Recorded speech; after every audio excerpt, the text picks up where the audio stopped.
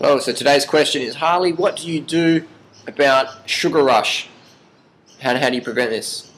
Sugar rush. What I do is I wear a bicycle helmet.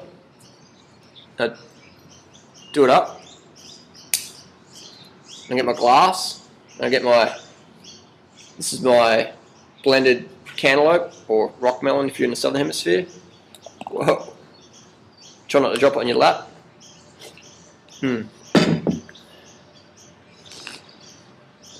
I just drink that. This is breakfast. I already had my water this morning. When the sugar's, I can feel the sugar coming on now. Whoa, it's head spin. It's coming on strong. You always put the glass down. And then I normally collapse. I normally collapse for about 10 seconds. And then while wearing the helmet, perhaps you don't hit your head. And then starting to get conscious again, like semi-conscious. So that's how I deal with sugar rushes. That's what works for me. You know, what works for me, not what works for you. I don't really know. I sort of sit on the fence. I don't really sort of say much. I sort of say what impresses people. I don't really tell people what they need to hear. But seriously, sugar rush, when people eat fruit and they get a sugar rush, it's for a few reasons. First one, they're dehydrated. Most people don't drink enough water. They eat fruit, think, I don't need to drink water. You need to drink water. Wake up in the morning, have a litre of water. Even if you're having watermelon for breakfast. Or drinking coconut water for breakfast, have 1 litre of water before your breakfast. 2, they're eating high-fat diets. People, I don't eat a high-fat diet. I'm low-fat. I use olive oil. Olive oil is low-fat. So olive oil is 100% fat. So when producing oil on our salads, you know, the body doesn't really recognise oil. It's just 100% pure refined fat with no water, carbohydrates, or protein or fibre. So it just sticks in our cells and it coats our insulin receptor sites. So when we consume some carbohydrates, sugar tries to go in the cell. It can't because it's getting blocked by excess fat. Blood sugar goes up. We get that sugar rush feeling.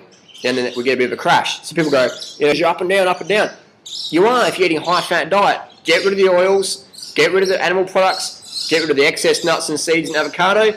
And have those nuts and seeds and avocado in minute amounts. To be objective, try and keep your fat intake under 10% of your total calories, not just in a day, but long term, over the months and the seasons, and you won't get the sugar rushes everyone talks about. And probably the third biggest factor is sleep. Most people don't get enough sleep. Why? Because we live in this crazy society that says, if you go to bed when the sun goes down, it means you're sick. I say, staying up late means you're sick. You know, it's a sick habit to get into, and it's going to make us sick eventually. So what I recommend for optimum health and sugar metabolic perfection is go to bed early. Try and go to bed when the sun goes down, or at least, you know, close to that, 8 p.m. perhaps. I was watching a bird fly past just then. Birds don't sit around late at night unless they're an owl. Most birds, unless they're nocturnal, when the sun goes down, they're down. So that's what I recommend is early to bed, early to rise. So that's my tip. Get your sleep, keep your fat intake low, stay hydrated, and you won't have these sugar rushes that people go on about. And another thing I'll squeeze in there is that people don't eat enough carbs because they're fearing carbohydrates, they're fearing fruit, or they're fearing, you know, starches or whatever. I prefer fruit. Fruit works better. Fruit works better for everybody, but I understand that most people don't live in a sort of a system where they want to eat fruit, and that's fair enough. So eat your carbohydrates, get them in there, because your body won't be able to produce enough serotonin if it doesn't have enough carbohydrates in its daily intake.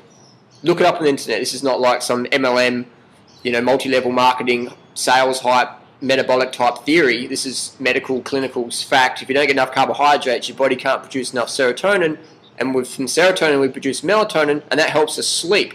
So then the next day we get, you know, not enough sleep. We have some sugar, and we're like, oh my God, I have sugar again. I can't eat sugar. I need chaga. I need colostrum. I need like reishi mushroom. I need all these things because and now I can't even stay awake. I need some cacao and maca to, you know, modulate my hormones because I'm just so freaked out on my low carb, high fat, calorie restriction, breatharianism, wannabe diet that I didn't know what's going on. I listen to these people talking a lot but not even saying anything, and so it's easy to be confused when you're undercarbed.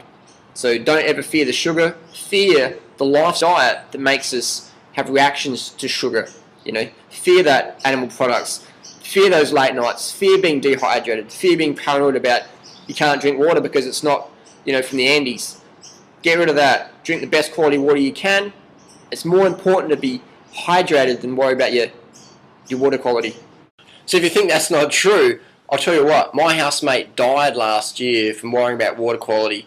She got food poisoning from eating raw animal products, so she did a fast to try and clean out. All she needed to do was just not eat them in the first place. But anyway, so she's fasting, gets worried about water quality, says, I'm not going to drink from pipes, such and such says bad water's, not too good for you. So she dehydrated herself, ended up with renal failure, ended up in hospital, in a coma, unfortunately died, so it's... Now, I talk this stuff because people need to freaking hear it, man. I remember going to a David Wolf talk last year. Dave Wolf's bag in plastic saying, never drink water from plastic. I'd rather dry fast than drink water that's in plastic. Then the next night I went to the cacao party. Guess what? The cacao drinks were served in plastic.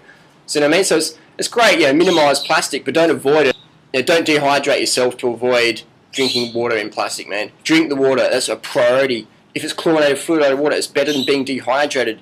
My housemate last year, if she drank 4 litres of chlorine, if you add extra chlorine, extra fluoride, if she drank it, she'd still be alive today. She didn't. She's dead.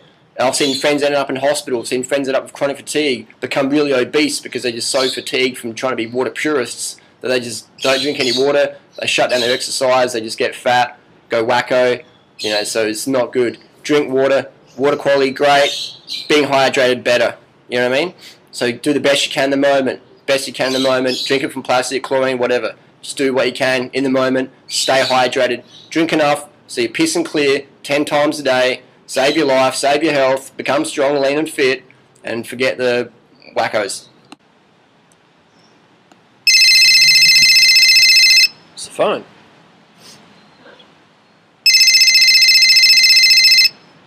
Hello?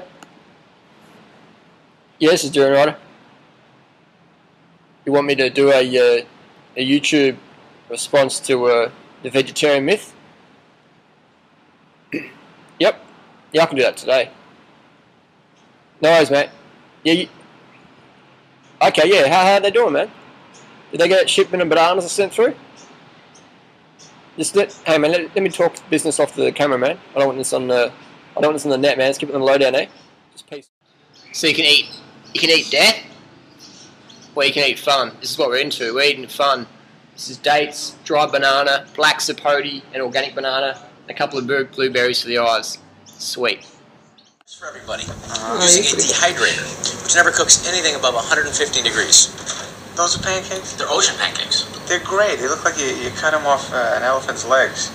I'm not eating that. It's good for you. What is this? What is this? A scab? It's dehydrated banana. What happened to a normal banana? You peel a banana and eat it. The kids will love it. It's fun, man. It doesn't go bad all day. You slice it up really Oh, thin. I see what you do with it. No, maybe you're right. This is good. Yeah. Is that what you meant for? You could do that. I guess you sorry. could. Well, I'd rather be hit by dehydrated fruit than a processed food.